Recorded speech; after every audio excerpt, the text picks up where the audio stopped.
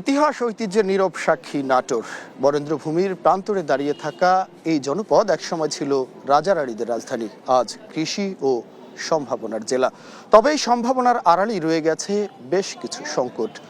আজ নির্বাচনকে সামনে রেখে ভোটার ও প্রার্থীদের মুখোমুখি সংলাপে আমরা উত্তর খুঁজব এই নাটোরের সমস্যার দায়কার আর এর সমাধানের রূপরেখাই বাকি।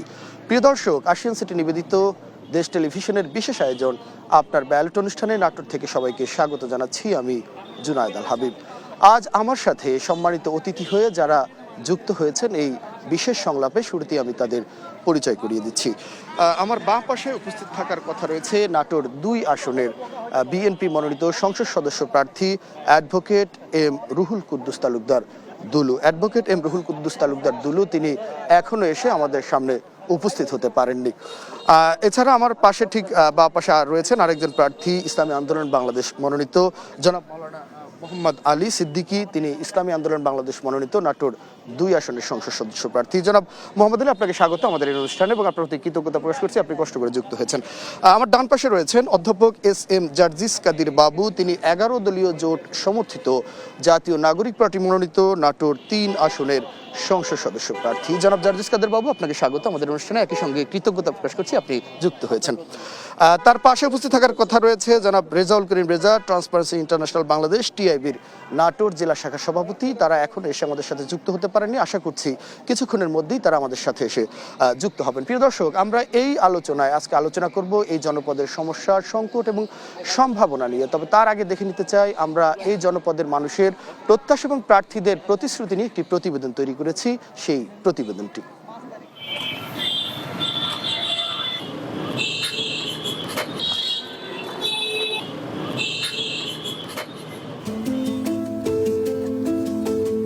দীঘাপাতিয়া রাজবাড়ির আভিজাত্য, বিস্তৃত চলনবিলের অপার বিশালতা, সেই সঙ্গে কাঁচাগোল্লার মিষ্টি ঐতিহ্য, স্থাপত্য, প্রকৃতি আর ঐতিহ্যের এই মেলবন্ধনই নাটোরকে দিয়েছে এক অনন্য পরিচিতি।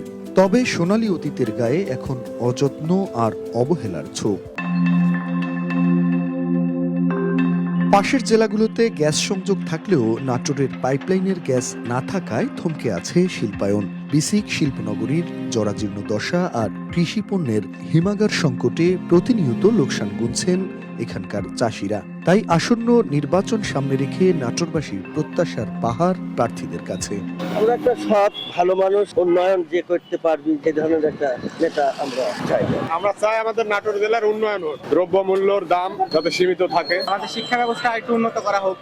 এখন আমরা এরকম একটা দল চাচ্ছি যে আমাদের সব কথা শুনবে, আমাদের মনের আশা পূরণ করবে। আমি একটা নিরপেক্ষ সরকার এবার পাচ্ছি, দেশে যে আমাদের অধিকার, জনগণ অধিকার এবং সবার যে অধিকারটা যা জনগণ চায়। বিদ্যমান সংকট সমাধানের পাশাপাশি পর্যটনের নতুন দিগন্ত উন্মোচন আর কৃষি বিশ্ববিদ্যালয় স্থাপনের স্বপ্ন দেখিয়ে প্রার্থীরাও দিচ্ছেন নানা প্রতিশ্রুতি।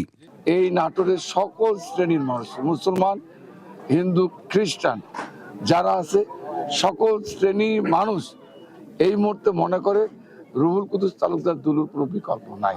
আর এই জন্যই আগামী 12 তারিখ তারেক রহমানের নেতৃত্বে তারা বিপুল ভোটে ব্যাপকভাবে তারা আমাকে ধানের শীষ মার্কা প্রতীককে ভোট দিয়ে নির্বাচিত করবে। বৈষম্য মুক্ত, দুর্নীতি মুক্ত, সত্যিকার অর্থে ন্যায় বিচারের এবং ন্যায্যতার একটি বাংলাদেশ গড়ে উঠবে, ইনসাফের একটি বাংলাদেশ গড়ে উঠবে, এটা আমরা চাই। যুব সম্প্রদায় এবং তরুণ সম্প্রদায়, শিক্ষার্থী প্রজন্ম যেটা দেখছে, নিশ্চয়ই সেটা বাস্তবায়ন করার জন্য আমরা দৃঢ় পদক্ষেপে একজোট হয়ে আমরা এগিয়ে চলব। 7টি উপজেলা ও 8টি পৌরসভা নিয়ে গঠিত নাটোরের 4টি সংসদীয় আসনে মোট ভোটার 15,47,206 জন। জুনায়েদ আল হাবিব, দেশ টিভি, নাটোর। আমরা প্রতিবেদনটি দেখলাম। প্রতিবেদনে সাধারণ মানুষ এখানকার অনেক সমস্যার কথা বলেছেন, বিশেষ করে এখানে বেকারত্ব একটি বড় সমস্যা হয়ে দাঁড়িয়েছে। একই সঙ্গে এই এলাকা একটি কৃষি উদ্বৃত্ত জেলা, কিন্তু কৃষকের ন্যায্য মূল্য না পাওয়ার হাহাকার কিন্তু দীর্ঘদিনের। এখানে আসলে রাজা আসে, রাজা বদলায়, কিন্তু সাধারণ মানুষের ভাগ্যের খুব একটা পরিবর্তন হয় না, এমন অভিযোগ কিন্তু সাধারণ মানুষের। সেই সঙ্গে রয়েছে বিভিন্ন সেবা গ্রহণ করতে গিয়ে তাদের নানাভাবে হয়রানির শিকার হতে হয়। একই সঙ্গে দুর্নীতি তো সারা দেশের মতো এখানেও কিন্তু মানুষকে ঝেঁকে বসেছে। এছাড়া রয়েছে এখানে একটি বিসিক শিল্পনগরী এলাকা রয়েছে, কিন্তু সেই শিল্পনগরীর সুবিধা কিন্তু এখনো পাচ্ছেন না এই জনপদের মানুষ। এরকম অসংখ্য সমস্যা নিয়ে কিন্তু এবার নির্বাচনে সাধারণ মানুষ কিন্তু অপেক্ষায় আছেন, এখানে যারা প্রার্থী রয়েছেন তাদের প্রতি, এবং যারাই আসলে আগামী দিনে এই নাটোরের সমস্যা সংকট নিয়ে কাজ করবেন তাদের পক্ষেই হয়তো এই নাটোরবাসীর ব্যালটের রায় যাবে। তো আমরা এই সমস্যা সংকটগুলো নিয়ে আলোচনা করব। তার আগে যেহেতু নির্বাচন কেন্দ্রিক আমাদের এই আয়োজন, তাই একটু এখানকার নির্বাচনী পরিবেশ কেমন সে বিষয় নিয়ে আমরা একটু আলোচনাটা শুরু করতে চাই। আমি শুরুতেই যেতে চাই আমার ডান পাশে যিনি রয়েছেন 11 দলীয় জোট মনোনীত নাটোর 3 আসনের এনসিপি মনোনীত সংসদ সদস্য প্রার্থী অধ্যাপক এস এম জার্জিস কাদের বাবু। অধ্যাপক এস এম জার্জিস কাদের বাবু, আপনাকে দিয়ে শুরু করতে চাচ্ছি। আসলে এই নাটোরের এখন পর্যন্ত নির্বাচনী পরিবেশ কেমন দেখছেন? নির্বাচনী আচরণবিধি প্রতিপালনের ক্ষেত্রে আপনার কোনো অভিযোগ রয়েছে কিনা? সেই সাথে জানতে চাই ভোটারদের ভোটের প্রতি মানুষের আস্থা ফেরাতে আপনারা কতটা সমর্থ হয়েছেন? নাটোরবাসী এবং বিশেষ করে আমার সিংড়া উপজেলার সম্মানিত সিংড়াবাসী, আমি তাদের প্রতি গভীর শ্রদ্ধা এবং শুভেচ্ছা জ্ঞাপন করছি। আপনাকে দেশ টেলিভিশনকে আমি ধন্যবাদ জানাই, আপনার সঞ্চালক আপনাকেও ধন্যবাদ জানাই। আপনার প্রশ্ন খুবই চমৎকার। আমরা প্রথম যে প্রশ্নটি আপনি করেছেন যে কোনো অভিযোগের ক্ষেত্রে আমরা এখনো সেই মাত্রায় আসেনি, তবে আমি অনুমান করছি কিছু বিষয়, যেমন মোটরসাইকেলের শোডাউন কিন্তু এখন আর দেওয়ার কথা নয়। কিন্তু গতকালকেই আমি একজন প্রার্থী, আমি নাম বলতে চাই না, গ্রামীণ অঞ্চলে আমি ওই সময় ছিলাম, দেখলাম 400 থেকে 500 মোটরসাইকেল নিয়ে শোডাউন হচ্ছে। এটা আচরণবিধির তো সুস্পষ্ট লঙ্ঘন বলেই আমার মনে হয়। এরকম অনেকেই হয়তো করছেন। সেক্ষেত্রে প্রশাসনের আরও বেশি তৎপর হওয়া এবং গ্রামীণ জনপদের ভেতরে গিয়ে, রিমোট এরিয়াতে গিয়ে তাদের এই বিষয়গুলোকে পর্যবেক্ষণ করা দরকার যে যথাযথভাবে আচরণবিধি মানা হচ্ছে কিনা। তবে বেশিরভাগ ক্ষেত্রে আচরণবিধি মানা হচ্ছে এমনটি আমার চোখে পড়ছে। ভালো খবর, দেশের জন্য যে আচরণবিধি মানা হচ্ছে। এছাড়া আসলে দীর্ঘ 17 বছর মানুষ ভোট দিতে পারেনি, অনেক দিন মানুষের ক্ষোভ রয়েছে এবং অনাস্থা তৈরি হয়েছে ভোটের উপর। এবার আপনার এই জনপদে কেমন, মানুষ কি আসলে ভোট দিতে আগ্রহী বা তাদের ভিতরে ভোটের বিষয়ে আস্থা তৈরি করতে পেরেছেন আপনারা? নিঃসন্দেহে আমার জনপদে না, সারা বাংলাদেশে আমাদের 24-এর গণঅভ্যুত্থানে আমাদের শিক্ষার্থী প্রজন্ম রাজপথ রঞ্জিত করেছে তাদের বুকের তাজা রক্ত ঢেলে দিয়ে, শুধু মানুষের ভোটের অধিকার, নাগরিক অধিকার, বৈষম্যহীন এবং দুর্নীতিমুক্ত একটি বাংলাদেশের জন্য, এবং সেটিকে তারা সফল হয়েছে। আমরা গোটা বাংলাদেশের মানুষকে দেখছি একটা উৎসবমুখর পরিবেশে তারা অপেক্ষা করছে যে আগামী 13শ জাতীয় সংসদ নির্বাচনে তারা অত্যন্ত স্বাধীনভাবে তারা ভোটাধিকার প্রয়োগ করবে এবং যাকে মনে করে তাকে। আমরাও প্রত্যাশা করছি যে মানুষ আসলে দীর্ঘ 17 বছর তাদের ভোটাধিকার প্রয়োগ করতে পারেনি, যেহেতু একটু সুযোগ এসেছে তাদের নেতৃত্ব বেছে নেওয়ার, তারাও অপেক্ষায় আছেন। এখন পর্যন্ত নাটোরের নির্বাচনী পরিবেশ নিয়ে জার্জিস কাদের বাবু তিনি কিন্তু অনেকটা সন্তোষ প্রকাশ করেছেন, যদিও কিছুটা অভিযোগ রয়েছে তার, যে মোটরসাইকেল শোভাযাত্রা থেকে শুরু করে কিছু আচরণবিধি লঙ্ঘন। আমরা আশা করছি কমিশন তার যথাযথ ব্যবস্থা গ্রহণ করবেন। আমি একটু যেতে চাই আপনার পাশে যিনি রয়েছেন এখানকার, একটু মাইক্রোফোনটা যদি ভাইকে দিতেন, রেজাউল করিম। রেজা, আপনাকে স্বাগত, আপনি আমাদের অনুষ্ঠানে যুক্ত হয়েছেন। শুরুতে আপনার কাছে জানতে চাই, আপনি যেহেতু দীর্ঘদিন এই এলাকায় কাজ করছেন, এই এলাকার সমস্যার সংকট নিয়ে, এখন একটু নির্বাচনী পরিবেশ নিয়ে জানতে চাই। আপনাদের চোখে এই জেলা নির্বাচনী পরিবেশ এখন পর্যন্ত কেমন? ভোটের প্রতি মানুষের আস্থা আছে কিনা? 12 ফেব্রুয়ারি যে ভোট অনুষ্ঠিত হচ্ছে সেটি অবাধ নিরপেক্ষ হবে কিনা, যদি একটু সংক্ষেপে বলেন। আমি যেটা লক্ষ্য করেছি সেটি হচ্ছে যে নাটোরে নির্বাচনের যে উৎসব সেটি কিন্তু এখনো আমার চোখে সেইভাবে পরিলক্ষিত হচ্ছে না। আমরা যেটা দেখছি যে প্রার্থীরা যাচ্ছেন বিভিন্ন অঞ্চলে, তাদের ভোটের জন্য ভোট চাচ্ছেন, কিন্তু ব্যাপকভাবে মানুষের ভিতরে যে উৎসাহ উদ্দীপনা সেটি এখনো আমার চোখে সেইভাবে পড়েনি। তবে আমার ধারণা যেটি, যে নির্বাচন যেহেতু আপনার প্রতীক বরাদ্দ হয়েছে, 21 তারিখ থেকে নির্বাচনী প্রচারণা শুরু হয়েছে, সবেমাত্র কয়েকটা দিন গেছে, আরও কয়েকদিন পরে নির্বাচনে আরও জমজমাট হয়ে উঠবে, এটা আমি বিশ্বাস করি। আর দ্বিতীয় যে বিষয়টি আপনি বলছিলেন যে নির্বাচনী পরিবেশ নিয়ে আমরা প্রার্থীর কাছ থেকে, দু একজন প্রার্থীর কাছ থেকে বিচ্ছিন্ন অভিযোগ পেয়েছি যে কোথাও আচরণবিধি লঙ্ঘনের মতো ঘটনা ঘটেছে। তবে এটি যেহেতু একটি বড় নির্বাচন এবং জাতীয় নির্বাচন, সুতরাং এই নির্বাচনে এগুলো বিচ্ছিন্ন ঘটনা বলেই মনে করি। আমি সবকিছু মিলিয়ে নাটোরের নির্বাচনী যে পরিবেশটাই সেটি মোটামুটি সন্তোষজনক। ধন্যবাদ আপনাকে। আমরা আগে আপনার কাছে একটু যেতে চাই। আমার বাঁ পাশে যিনি রয়েছেন ইসলামী আন্দোলন মনোনীত নাটোর 2 আসনের সংসদ সদস্য প্রার্থী মাওলানা মোহাম্মদ আলী সিদ্দিকী। মোহাম্মদ আলী সিদ্দিকী, আপনার কাছেও জানতে চাই একই প্রশ্ন। আপনার নির্বাচনী এলাকার নির্বাচনী পরিবেশ কেমন দেখছেন? ভোটাররা তার নির্ভয়ে ভোট দিতে পারবেন কিনা? একই সঙ্গে কিছু সাধারণ মানুষের সাথে আমার কথা হয়েছে আপনার এই জনপদের, তারা কিন্তু ভোট নিয়ে এখনো শঙ্কা প্রকাশ করছেন। আপনি প্রার্থী হিসাবে কোনো শঙ্কা দেখছেন কিনা ভোট হবে কি হবে না এই বিষয়ে? আসসালামু আলাইকুম রহমতুল্লাহ। এসটিভিকে প্রথমে আমি ধন্যবাদ জানাচ্ছি আমাকে আমন্ত্রণ করার জন্য, এবং যারা এখানে উপস্থিত রয়েছেন সবাইকে আমি ধন্যবাদ এবং স্বাগত জানিয়ে আমার কথা শেষ করছি। আপনি যে প্রশ্ন করেছেন এই প্রশ্নের উত্তরটা হলো এমন, দুই একজন ভোটারেরা শঙ্কা করছে, দু একজন ভোটাররা আশঙ্কা করছে যে তারা আওয়ামী লীগ করতো, যে আমরা ভোট কেন্দ্রে যেতে পারবো কিনা, তারা ভয় পাচ্ছে। তবে ভয় পাওয়ার কিছু নেই। আমরা যেটা বুঝতে পারছি যে আমাদের নাটোরের যে পরিবেশ, সবাই সুন্দরভাবে ভোট কেন্দ্রে যেয়ে ভোট দিতে পারবে, এটা আমি দেখছি।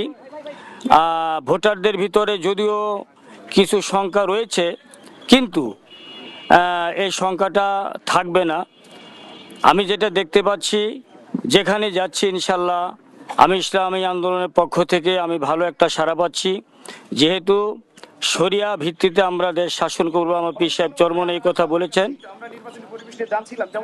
এখানে দুজন প্রার্থী ইতিমধ্যে বলেছেন যে এখানে নির্বাচনী পরিবেশ এখন পর্যন্ত সন্তোষজনক রয়েছে, এবং তারা আশা করছেন আগামী 12 ফেব্রুয়ারি যে ভোট অনুষ্ঠিত হবে সেটি অবাধ, নিরপেক্ষ, সুষ্ঠুভাবে অনুষ্ঠিত হবে, এবং সাধারণ মানুষ অপেক্ষায় রয়েছেন তাদের ভোটাধিকার প্রয়োগ করবেন, এবং আমরা আশা করছি সেই ভোটাধিকার তারা প্রয়োগ করতে পারবে। ইতিমধ্যে আমাদের সাথে যুক্ত হয়েছে নাটোর 2 আসনে বাংলাদেশ জাতীয়তাবাদী দল বিএনপি মনোনীত সংসদ সদস্য প্রার্থী অ্যাডভোকেট এম রুহুল কুদ্দুস তালুকদার দুলু।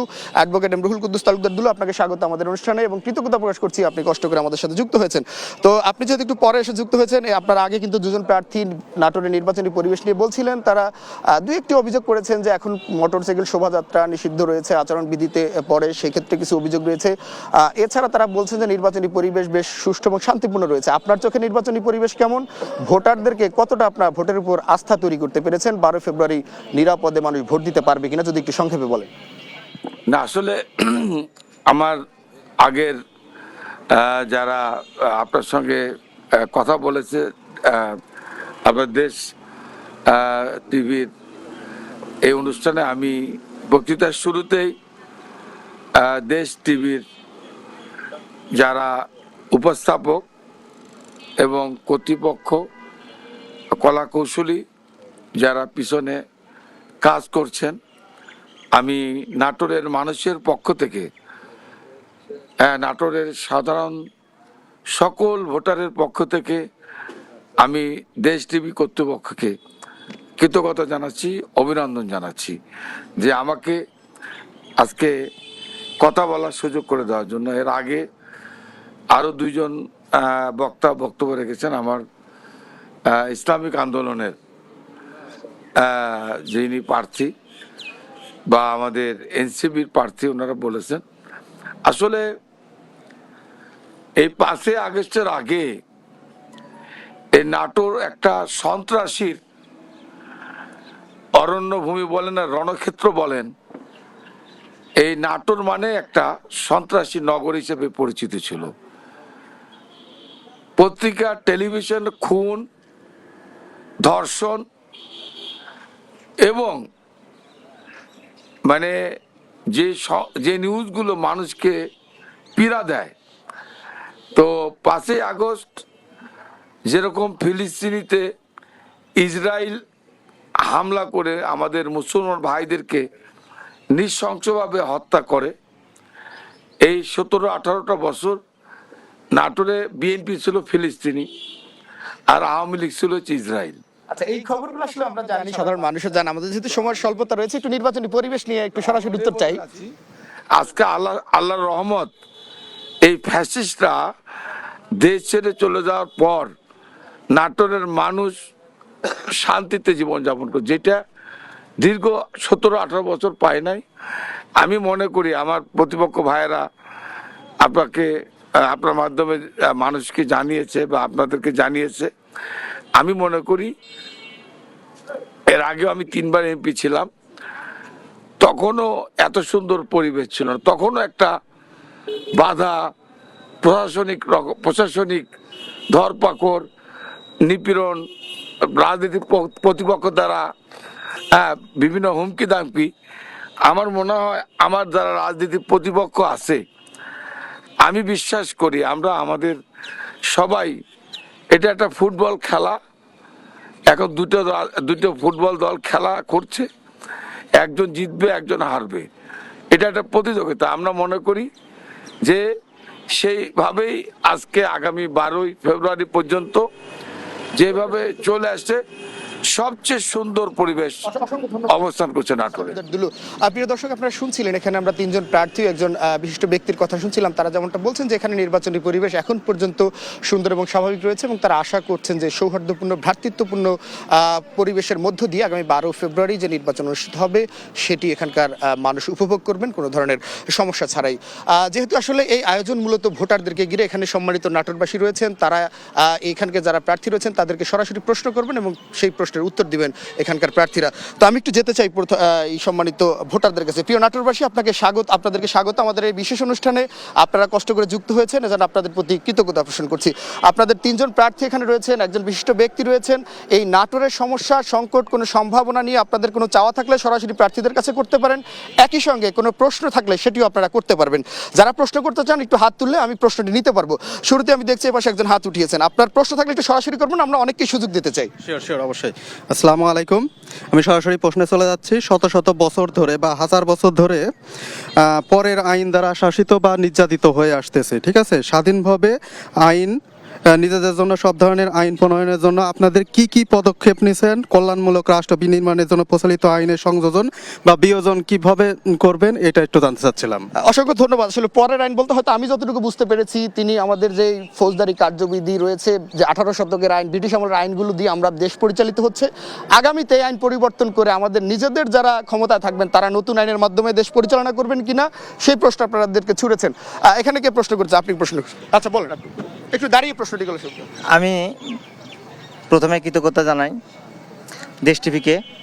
আমি প্রার্থীদের কাছে এই প্রশ্ন রাখব, আমাদের যে নাটোর অবহেলিত একটি পর্যটন নগরী, এই পর্যটন নগরীটাকে যেন খুব সুন্দরভাবে তারা কেমনভাবে গড়ে তুলবেন, এটাই আমার প্রশ্ন আর কি। অসংখ্য ধন্যবাদ। নাটোর পর্যটনের অপার সম্ভাবনা রয়েছে, কিন্তু দীর্ঘদিন অবহেলিত। আপনারা ক্ষমতা গেলে কি করবেন সেই প্রশ্ন। এই পাশে যদি কেউ প্রশ্ন করছেন, দি একটু সংক্ষেপে প্রশ্নটি করবেন।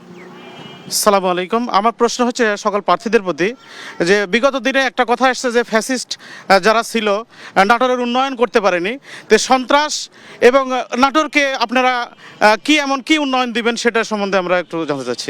আচ্ছা, বিগত সময় উন্নয়ন করতে পারেনি আপনারা বলছেন, তা আপনারা কি উন্নয়ন দিবেন সেটি জানতে চাচ্ছেন। এখানে কেউ প্রশ্ন করছেন? জি একটু সামনে আসুন, বলেন, সেখানে দাঁড়িয়ে বলেন। আলহামদুলিল্লাহ, আমি বলতে যাচ্ছি যে ইতিপূর্বে অনেকবার আমাদের নাটোরে এমপি হয়েছেন, মন্ত্রী হয়েছেন, কিন্তু দুঃখের সাথে বলতে হচ্ছে আমাদের নাটোরের উপর দিয়ে গ্যাস গেছে, কিন্তু আমরা নাটোরবাসী গ্যাস থেকে বঞ্চিত হয়েছি। আমি সম্মানিত প্রার্থী থেকে জানতে চাই তারা নির্বাচিত হলে নাটোরবাসী গ্যাস পাবে কিনা। অসংখ্য ধন্যবাদ। এই প্রশ্নটি আমারও ছিল যে নাটোরের উপর দিয়ে গ্যাস সংযোগ যাওয়ার পরও আপনার এই জনপদ বঞ্চিত, দীর্ঘদিনে মানুষের দাবি গ্যাস সংযোগের, আপনারা নির্বাচিত হলে কি করবেন সেই প্রশ্ন কিন্তু এখানে করেছেন। আমরা আশা করি আপনারা উত্তর দিবেন। প্রিয় দর্শক, আপনারা দেখছেন আশিয়ান সিটি নিবেদিত আপনার ব্যালট অনুষ্ঠান। আজ আমরা রয়েছি নাটোরে, শুনছিলাম এখানকার জনপদের মানুষের সমস্যা, প্রত্যাশা এবং প্রাপ্তির কথা। একই সঙ্গে রয়েছেন এখানে প্রার্থীরা। আশা করি প্রার্থীরা তাদের এই প্রশ্নগুলো উত্তর দিবেন। তবে সময় হলো একটি বিজ্ঞাপন বিরতির। ফিরছি কিছুক্ষণ পর, সঙ্গেই থাকুন।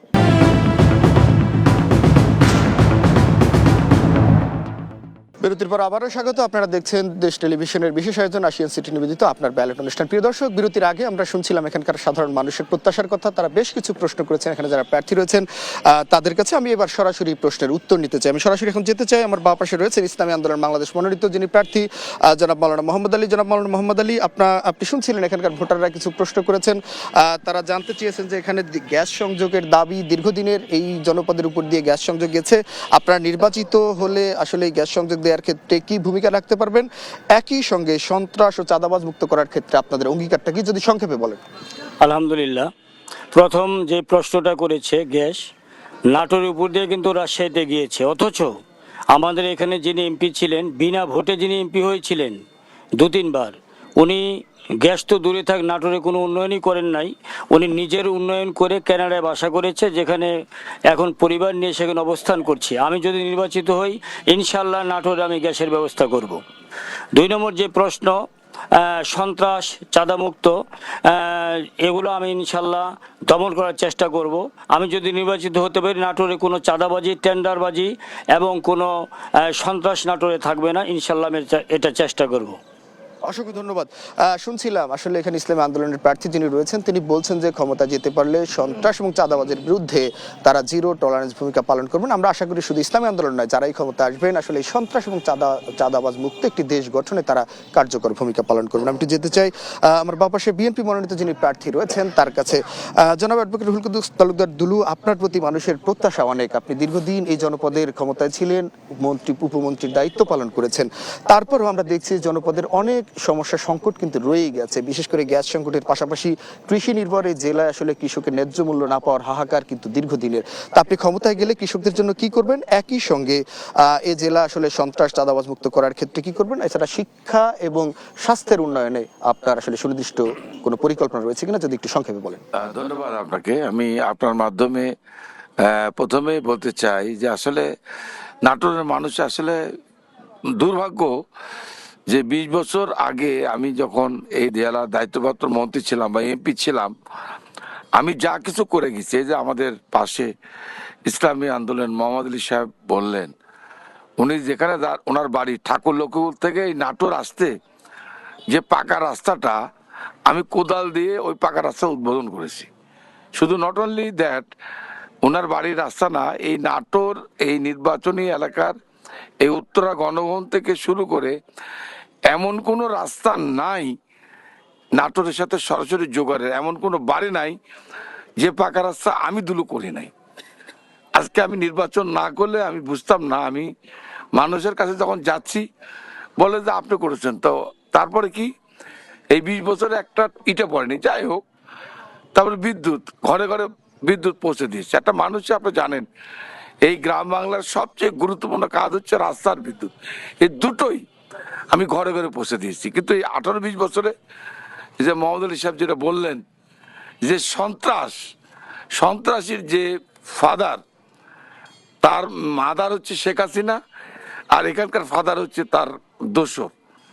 একে পেট্রোনাইজ করেছে। ওর কাজ ছিল শেখ হাসিনা প্রথমে একজন মন্ত্রী করেছিল আমাকে ধ্বংস করার জন্য, তাকে দিয়ে যখন পারে নাই, ওর মন্ত্রিত্ব ক্যারিয়ার নিয়ে নমিনেশন না দিয়ে ওই সন্ত্রাসীকে দিয়েছে, যে এখন বললেন কানাডায় বাড়ি করছে। এবং ও আমার দলের এমন কোনো মানুষ নাই, অন্তত 5 থেকে 7 জন কর্মীকে হত্যা করেছে। আমরা আসলে শেখ হাসিনা সেই উন্নয়নের ফাঁকা বলি সম্পর্কে জানি, একটু যদি এই সন্ত্রাসী অনেক সংকট রয়ে গেছে আপনি করার পরেও এই সন্ত্রাসীর যে নগরী আপনি যেটা বললেন, আমি প্রতিহিংসা রাজনীতি বিশ্বাস করি না। কুকুর মানুষের পায়ে কামড় দেয়, কুকুরের পায়ে কিন্তু মানুষ কামড় দেয় না। আমি মনে করি এই প্রতিহিংসা রাজনীতি আমি করব না। আমি বিশ্বাস করি আমি শান্তি উন্নয়নের রাজনীতি করবো। এবং আপনি যেটা বলেছেন গ্যাস, ইনশাল্লাহ 12 তারিখের পর গ্যাস উইদিন 6 মান্থ আমি গ্যাস নাটোরে আসবো। This is my planning. পরিষ্কার। প্রিয় নাটোরবাসী, আপনাদের সামনে কিন্তু স্পষ্ট প্রতিশ্রুতি, দুলু ভাই নির্বাচিত হতে পারলে আগামী 6 মাসের মধ্যে আপনারা গ্যাস সংযোগ পাবেন। খুবই ভালো খবর একটি। তারপরে যদি কৃষকদের আসলে অধিকার আদায় বা বলছেন এই যে স্বাস্থ্য, এনারা তো আমার নাটোরের ভোটার, ওনারা অনেক সিনিয়র মানুষ। জিজ্ঞেস করেন, আমি এমপি মন্ত্রী হওয়ার আগে নাটোরে একটা হাসপাতাল ছিল 10 বেডের, বর্ষার সময় আকাশ দিয়ে পানি পড়তো আর শীতের সময় চট দিয়ে বারান্দায় শীত নিবারণ করতো। সেই হাসপাতালকে আমরা, হেলথ মিনিস্টার ছিল কামাল ইবনে ইউসুফ, মারা গেছে, তাকে নিয়ে এসে 250 বেডের হাসপাতাল করেছে, আজকে মানুষ চিকিৎসা পায়। তো আজকে এটাকে আমি মেডিকেল কলেজ করার প্ল্যানিং আছে। আর এখানে যে কলেজ থেকে আমি ডিগ্রি পাস করেছি লেখাপড়া, আমার উত্থান যেখান থেকে, পরবর্তীকালে রাজশাহী ইউনিভার্সিটি থেকে ল বা মাস্টার্স আমি পড়তে হয়েছে, বিকজ এখানে কোনো ইউনিভার্সিটি ছিল না। এখন পরবর্তীতে অনার্স করেছি, আমরা মাস্টার ডিগ্রি করেছি, এবং আগামী দিনে ইউনিভার্সিটি করার একটা প্ল্যান আছে। আর আপনি ওই যে এক ভাই বলেছে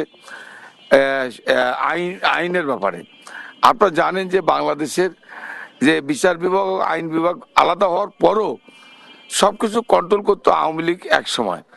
তো এগুলো সংস্কারের জন্য আমরা বলেছি 31 দফা যে কর্মসূচি তারেক রহমান সাহেব দিয়েছেন, শুধু আইন না, পুলিশ বলেন, প্রশাসন বলেন, আপনাদের সাংবাদিক বলেন, এমন কোনো সেক্টর নাই আগামী দিনে আমরা সবকিছুই সংস্কার করবো, তাতে করে মানুষের যেমনটা বলছিলেন এখানকার বিএনপি মনোনীত প্রার্থী, তিনি বলছেন যে প্রতিহিংসার রাজনীতি তিনি চান না। আসলে এই প্রতিহিংসাই আমাদের দেশকে পেছনের দিকে ঠেলে নিয়ে যাচ্ছে। যেহেতু 24 পরবর্তী আমরা নতুন বাংলাদেশের স্বপ্ন দেখছি, সেই বাংলাদেশে দল মত নির্বিশেষে প্রতিহিংসার ঊর্ধ্বে উঠে আসলে দেশের স্বার্থকে সবাই সবার আগে দেখবে, এমনটাই কিন্তু প্রত্যাশা আমরাও করছি। একটু যেতে চাই আমার ডান পাশে যিনি রয়েছেন এনসিপি মনোনীত প্রার্থী জার্জিস কাদের বাবু, আপনার কাছে জানতে চাই শিক্ষা স্বাস্থ্যসেবার উন্নয়নে আপনি এই নাটোর মানুষের জন্য কি ধরনের ভূমিকা রাখতে পারবেন বলে আপনি মনে করেন? একই সঙ্গে যোগাযোগ ব্যবস্থার উন্নয়নে আপনার বিশেষ কোনো পরিকল্পনা রয়েছে কিনা, সেই সঙ্গে নারীর ক্ষমতায়নের বিষয়ে আপনাদের পরিকল্পনা কি রয়েছে, যদি একটু সংক্ষেপে বলেন। জি, আপনাকে ধন্যবাদ।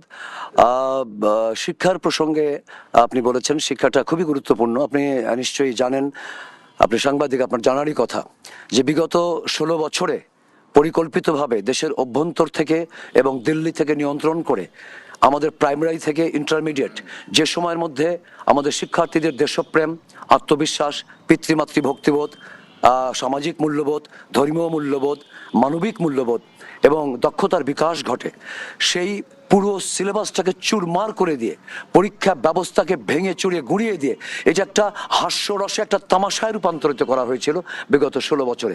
বিশেষ করে শেষের দিকে এসে ডক্টর দীপুমণি তিনি যখন শিক্ষামন্ত্রী ছিলেন, সে গল্প জানেন, থেকে টেনে ওঠানো আপনাদের পরিকল্পনা কি? পরিকল্পনা এই যে আমরা প্রথমে যেভাবে শিক্ষার্থীদের ভিত রচনা হয় প্রাইমারি থেকে এবং চূড়ান্ত বিকাশ ঘটে হচ্ছে ইন্টারমিডিয়েট, এরপরে যে এডুকেশন সেটা স্পেশালাইজড এডুকেশন, মেডিকেল সায়েন্স হোক, ইঞ্জিনিয়ারিং হোক, জেনারেল ইউনিভার্সিটি হোক, everything is a specialised education, specialised learning. যার ফলে আমাদের এখানে আমরা প্রথমে হাত দিতে চাই যে প্রাইমারি থেকে ইন্টারমিডিয়েট পুরো সিলেবাসের পুনর্বিন্যাস এবং পরীক্ষা ব্যবস্থার একেবারে আমূল পরিবর্তন। এই হাস্যরস তামাশাপূর্ণ কোনো পরীক্ষা ব্যবস্থা এখানে থাকবে না। আপনি আরও জানেন যে 16 বছর যাবৎ আমাদের একাডেমিক রিক্রুটমেন্ট, আমাদের অ্যাডমিশন টেস্ট, সমস্ত পরীক্ষার প্রশ্নপত্র বাজারে কিনতে পাওয়া গেছে এবং এটা মেধাবী শিক্ষার্থীদেরকে মাটিতে লুটিয়ে ফেলেছিল, বিচলিত হয়ে পড়েছিল সবাই যে মেডিকেল সায়েন্সের MBBS এর অ্যাডমিশন টেস্টের কোশ্চেন বাজারে পাওয়া যাচ্ছে, ঢাকা ইউনিভার্সিটি অ্যাডমিশন টেস্টের প্রশ্ন বাজারে পাওয়া যাচ্ছে, ব্যাংকিং রিক্রুটমেন্টের প্রশ্ন বাজারে পাওয়া যাচ্ছে। This is surprising, very unfortunate for the whole nation. আমরা কার্যকর মানে কি, এটি অ্যাট এনি কস্ট এটা বন্ধ করতেই হবে, কোনোভাবেই জানা যায় না। একই সঙ্গে নারীর ক্ষমতায়ন নিয়ে আপনাদের পরিকল্পনা কি? ভেরি গুড কোশ্চেন এবং ভেরি কমন কোশ্চেন। কিন্তু নারীর ক্ষমতায়ন বলতে সাধারণত সবাই যে উত্তরগুলো দিয়ে থাকে, নারীর ক্ষমতায়ন তাদের যদি সুশিক্ষায় শিক্ষিত করা যায়, তাদের যদি অধিক পরিমাণে যদি কর্মসংস্থান সৃষ্টি করা যায় এবং তাদের এমন এমন কিছু আইন প্রণয়ন করে তাদের আরও বেশি স্বাধীন করা যায়, তাহলে বুঝি না নারীর ক্ষমতায়ন হবে। এটি অনেক বেশি শহর কেন্দ্রিক একটি বক্তব্য। আপনাকে আমি ভেতরের একটি কথা বলি, পবিত্র কুরআনুল কারীমের সূরা নিসায় বলা আছে যে সম্পত্তির যে বন্টন বিধি, এই বন্টনে ভাই যদি পায় 2 বিঘা, বোন পাবে 1 বিঘা।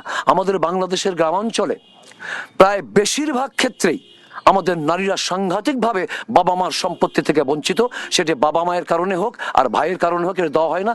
শুধু যদি সম্পত্তির বন্টনটা যথাযথভাবে হতো, সাথে সাথে গ্রামীণ মেয়েরা যেভাবে তার শ্বশুর বাড়িতে, তার স্বামীর বাড়িতে যেভাবে লাঞ্ছিত, গঞ্জিত, অপমানিত, মর্যাদাহীন, ওভারনাইট তাদের একটা ব্যাপক অর্থপ্রাপ্তি ঘটতো। সেটা তার বাবা দরিদ্র হোক, যাই হোক, 1 বিঘা তো পেত, 1 বিঘার দামই তো 8 লাখ 10 লাখ টাকা।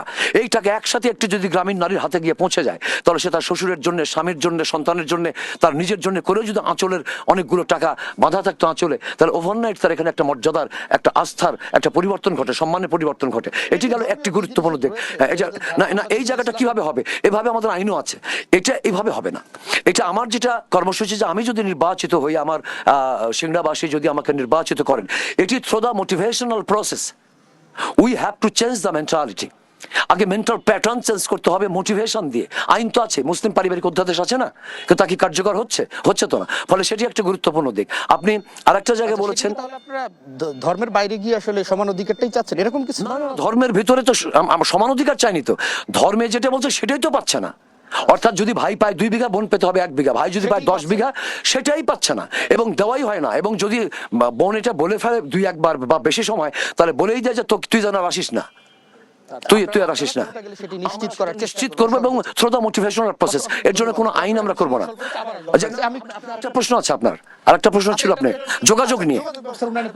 যোগাযোগ ব্যবস্থার ব্যাপারে উন্নয়নে নিয়ে আমাদের যে পরিকল্পনা, যে যোগাযোগ ব্যবস্থাটা আমরা দেখেছি, এটা হাস্যরসে পরিপূর্ণ। প্রচুর যোগাযোগ, নতুন রাস্তাঘাট দেখেছি, ইট ইজ ট্রু। গ্রামের মধ্যে অনেক রাস্তা, আমাদের যে মহাসড়ক দারুণ, কিন্তু অবাক এর ভেতরের সত্য এই যে কোটি কোটি কিংবা শত শত কোটি টাকা বাজেটের রোডগুলো 6 মাস পর ভেঙে চুরে গুড়ে গিয়ে একটু খালি উপর থেকে উঠলেই নিচে রীতিমতো মাটি, অর্থাৎ ম্যাটেরিয়ালস গুলো এত জঘন্য ব্যবহার করা হয়েছে, অর্থাৎ সমস্ত টাকা লুণ্ঠন। লুণ্ঠনটা আপনাকে আমি এক লাইনে ক্লিয়ার করি, যদি 50 কোটি টাকা যদি ওখানে বরাদ্দ থেকে থাকে, খুব বেশি হলে 10 কোটি টাকার কাজ করেছে, 40 কোটি টাকাই নিয়ে চলে গেছে। বাস্তবতা আমাদের দেশে, এই বাস্তবতার কারণে আমরা যেমন রাস্তাঘাটে আমরা প্রচন্ড যেমন আমরা কষ্ট পাচ্ছি, ঝুঁকিপূর্ণ অবস্থা তৈরি হচ্ছে। আমরা যেটি করব সেটি হলো যে প্রতিটি রাস্তার উপরে যে বরাদ্দ, এই বরাদ্দ হওয়ার পর যে সিন্ডিকেট, ব্যাপারটাই তো সিন্ডিকেট, আমরা we want to break the syndicate. We are determined and we have no option to step back.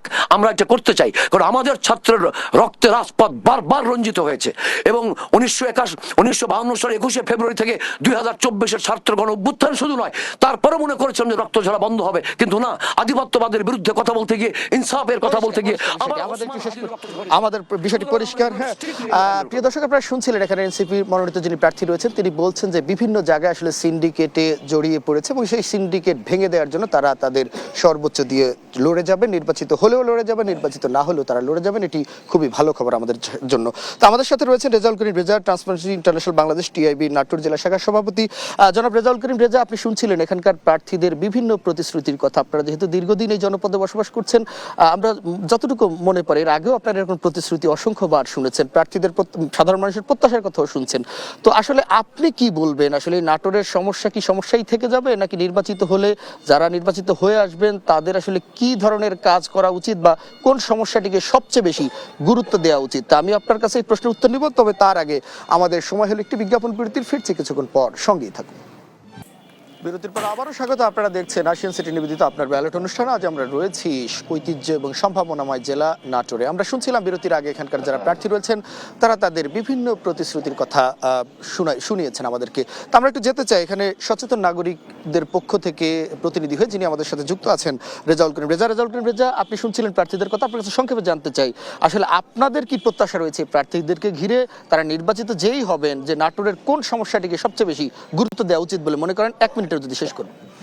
আচ্ছা, নাটোরের প্রধান সমস্যা শুধু আমি দৃষ্টি আকর্ষণ করার জন্য বলি, যেটি আসছে গ্যাসের সমস্যা, শিল্পের সমস্যা এবং শিক্ষার সমস্যা। আমাদের আসলে একটা ইউনিভার্সিটি হওয়ার কথা ছিল, আমরা চাই যে বিশ্ববিদ্যালয়টি হোক এবং কৃষকদের যে পণ্যমূল্য পায় না, সে কারণে শিল্পের যে বিকাশটা কৃষিভিত্তিক, সেই শিল্প প্রতিষ্ঠান গড়ে ওঠা উচিত। একটি ইপিজেড হওয়ার কথা ছিল, ইপিজেডটি হয়নি। ইপিজেড হলে এই অঞ্চলে অনেক মানুষের কর্মসংস্থানের পাশাপাশি শিল্প স্থাপন হতো, সেটা হয়নি। এমনকি আমাদের যে বেসিক শিল্পনগরী আছে সেটা বাংলাদেশের মধ্যে সব থেকে ক্ষুদ্রতম। এগুলো ডেভেলপমেন্ট আসা উচিত। আমি যে জিনিসটি মনে করি, সরকারের রাস্তাঘাটের যে বিষয়টি এসছে, রাস্তাঘাটে কিন্তু দুর্নীতির কারণে রাস্তা থাকে না, ফলে এই যে রাস্তা মেইনটেনেন্সের যে ব্যাপারটি, সেটিও আমাদেরকে ভোগায়, যাত্রীদের ভোগায়, জনবাসীকে ভোগায়। নাটোর দেখছেন যে আসলে নাটোরে কিন্তু সেভাবে উন্নয়ন হয়নি। বিষয়টি এরকম, সরকার আসে, সরকার যায়, কিন্তু মানুষের ভাগ্যের যে উন্নয়ন সেটি কিন্তু খুব কমই হয়। আশা করব নতুন যারা প্রতিশ্রুতি দিচ্ছেন সেই প্রতিশ্রুতি তারা বাস্তবায়ন করবেন, আগামী দিনে একটা আধুনিক নাটোর আমরা পাবো, সেই প্রত্যাশা ব্যক্ত করি। আমরা চাই একটি আধুনিক নাটোর গড়ে উঠুক, যারা আগামী দিনে নির্বাচিত হবেন তাদের হাত দিয়ে। যেহেতু আমাদের সময় স্বল্পতা রয়েছে, আমরা কথা না বাড়িয়ে যেতে চাই এনসিপি মনোনীত যিনি প্রার্থী রয়েছেন, আপনার কাছে সবশেষ জানতে চাই গণভোট নিয়ে আপনার দলের অবস্থান কি? সাধারণ মানুষের ভিতরে গণভোট নিয়ে কতটা সচেতন করতে পেরেছেন? একই সঙ্গে নাটোরবাসীর উদ্দেশ্যে যদি কিছু বলার থাকে 30 সেকেন্ডে শেষ। গণভোট নিয়ে যথেষ্ট উৎসাহ উদ্দীপনা লক্ষ্য করা যাচ্ছে। সবাই বুঝে ফেলেছে এটি, যে আমরা যে জুলাই সনদ, এই জুলাই সনদের মধ্য দিয়ে আমরা এটাকে আইনি ভিত্তিতে চাই, জন্য যে এই সনদেই আমরা যারা সত্যিকার অর্থে স্বৈরাচারী মনোবৃত্তি পোষণ করেন, যারা সন্ত্রাসী, যারা চাঁদাবাজি করেন এবং যারা আমাদের কনস্টিটিউশনকে ছুরিকাঘাত করে ক্ষমতাকে প্রলম্বিত করবার চেষ্টা করেন, এরকম মানসিকতা যে সকল প্রফেশনাল পলিটিশিয়ানরা পোষণ করেন, তাদের লাগামকে টেনে ধরার ব্যবস্থাটাই হচ্ছে আমাদের জুলাই সনদ। এবং এটি জনগণ ইতিমধ্যে বুঝে ফেলেছে যে জুলাই সনদ তাদের মুক্তির তাদের জন্য, তাদের কল্যাণের জন্য, যার ফলে দারুণভাবে আমরা সাড়া পাচ্ছি এবং গণভোটে হ্যাঁ ভোট, বিপুল পরিমাণ হ্যাঁ ভোট পড়বে, সেটা আমি দারুণভাবে বিশ্বাস করি। আর উন্নয়নের প্রসঙ্গে আমি বলবো, আমি যেহেতু সিংড়া, নাটোর 3 সিংড়া, আমি শুধু খুবই সংক্ষেপে বলবো যে আমার কাছে প্রধান চোখে পড়েছে, আমি শিক্ষক ছিলাম, আমি একজন শিক্ষাবিদ, রাজশাহী নিউ গভর্নমেন্ট ডিগ্রি কলেজের প্রিন্সিপাল ছিলাম আমি। আমার ইয়াং ছেলেমেয়েরা শেষ হয়ে যাচ্ছে কর্মহীনতায়, শেষ হয়ে যাচ্ছে মাদকে, শেষ হয়ে যাচ্ছে বিষণ্ণতায়, শেষ হয়ে যাচ্ছে জুয়ায়, এবং মোবাইলে ক্যাসিনো চলছে দিন রাত। এদের ব্যবস্থা কি? আমরা যদি বলি যে আমি যদি এমপি নির্বাচিত হই তাহলে এদের আমি চাকরির ব্যবস্থা করব, একেবারে বোগাস। কোথায় চাকরি? সেটি হলো এই যে চাকরি আছে, লক্ষ লক্ষ চাকরি অপেক্ষায় আছে দক্ষিণ আফ্রিকায়, পাপুয়া নিউগিনিতে, ফিনল্যান্ডে, সাইপ্রাসে, আমাদের মধ্যপ্রাচ্যে, আমাদের অস্ট্রেলিয়া, কানাডায়। এদেরকে দক্ষ করে according to the educational qualification তাদেরকে 3 এবং 6 মান্থসের যদি আইটি বেসড ট্রেন আপ করা যায় তাহলে লক্ষ লক্ষ চাকরি, এবং সেটা ওভারসিজ এমপ্লয়মেন্ট, যেটি হলো যে আমাদের বৈদেশিক কর্মসংস্থান ও প্রবাসী কল্যাণ মন্ত্রণালয়ের মাধ্যমে তাদের এই কাজটি তাদের করা যায়, যে কাজটি আমাদের করতে হবে। একটু যেতে চাই আমি ইসলামী আন্দোলনের যিনি প্রার্থী রয়েছেন আপনার কাছে, আপনার গণভোটে আপনার দলের অবস্থান কি? একই সঙ্গে 30 সেকেন্ডে যদি আপনার নির্বাচনী এলাকার ভোটারদের উদ্দেশ্যে কিছু বলতে চান। আলহামদুলিল্লাহ, আমি যেখানে যাচ্ছি ইনশাল্লাহ ভালো একটা সাড়া পাচ্ছি, যেহেতু আমরা শরিয়া সম্মতভাবে দেশ শাসন করার প্রতিশ্রুতি আমার পীর সাহেব হুজুর চরমনে দিয়েছেন, এই জন্য যেখানে যাচ্ছি ভালো একটা সাড়া পাচ্ছি। আজকে তেবারি হাটে গণসংযোগ করলাম, খুব ভালো একটা সাড়া পেয়েছি ইনশাল্লাহ। জানতে চেয়েছি গণভোট নিয়ে আপনারা কি হার বা নায়ের পক্ষে? আমরা হায়ের পক্ষে, হা ভোটের পক্ষে। আমরা যদি হা ভোট জয়যুক্ত হয়, সচেতন করছেন কিনা, এবং যেই কয়েকটা অপশন আছে অপশনগুলো মানুষকে আমরা বুঝিয়ে দিচ্ছি যাতে মানুষ হা ভোট দিতে পারে। একটু যেতে চাই বিএনপি মনোনীত প্রার্থী আপনার কাছে, আসলে গণভোট নিয়ে আপনার দলীয় অবস্থান তো আমরা জানি পরিষ্কার। কিছুদিন আগে আপনার দলীয় প্রধান তিনি আসলে হায়ের পক্ষে ভোট চেয়েছেন। এই জনপদের মানুষকে আপনারা কতটা সচেতন করতে পেরেছেন? একই সঙ্গে আপনার এই ভোটারদের উদ্দেশ্যে যদি কিছু বলার থাকে 1 মিনিটে শেষ করুন। আমার জুনায়েদ সাহেব যিনি আজকে উপস্থাপনা করছেন, আমি তাকে ধন্যবাদ জানাচ্ছি। এখানে রিপোর্টার মামুন এবং এই দেশ টিভিকে যারা পরিচালনা করে, আমার মহিউদ্দিন ভাই, ফারুক, আমি সবাইকে রেসপেক্ট করি। আমি আশা করি যে ওনারা দেশের মানুষের জন্য কাজ করছে এবং নিরপেক্ষভাবে যে এগিয়ে যাচ্ছেন আমরা চাই, প্রত্যাশা করি, এবং আমি তাদেরকে ধন্যবাদ জানিয়ে আমি যেটা বলতে চাই যে আজকে যে গণভোটের কথা বললেন, অবশ্যই হ্যাঁর পক্ষে আমরা, যেটা আমার বলেছেন যে ফ্যাসিস্টের বিরুদ্ধে হ্যাঁর পক্ষে মানুষ ভোট দেবে। আর একটা কি কোশ্চেন ছিল? জনগণ। আমি বিশ্বাস করি যে গত 24 বছর আমাকে মানুষ ভোট দিতে পারেনি, কারণ এই 24 বছর আমি ভোটেই দাঁড়াতে পারি। 2008 সালে আমি 2 বছর, 2014 সালে 1.5 বছর, 2018 সালে 6 মাস, 2024 সালে 3 মাস, অর্থাৎ সবসময় জেলে ছিলাম। তো মানুষ বিশ্বাস করে যে দুলু সাহেব ছাড়া নাটোরের মানুষের ভাগ্যের পরিবর্তন হবে না। তারা আমার প্রতি আস্থা ছিল, তারা বিশ্বাস করে এবং মুখিয়ে আছে। ভোটটা যদি কালকে হতো সবচেয়ে ভালো হতো এবং সবাই অপেক্ষা আছে। ধন্যবাদ। যিনি বিএনপি প্রার্থী রয়েছেন তিনি আসলে বলছেন মানুষ মুখিয়ে রয়েছেন তাদেরকে ভোট দেওয়ার জন্য। তা আমরা আসলে এই দায়িত্বভার জনগণের উপর ছেড়ে দিতে চাই, তারাই নির্বাচিত করবেন আগামী দিনে নাটোরের হাল কে ধরবেন এবং কাদের হাত ধরে এই নাটোরের ভাগ্যের পরিবর্তন হবে। প্রিয় দর্শক, আজ আমরা ছিলাম নাটোরে। আজ এ পর্যন্ত, সবাই ভালো থাকবেন। আল্লাহ হাফেজ।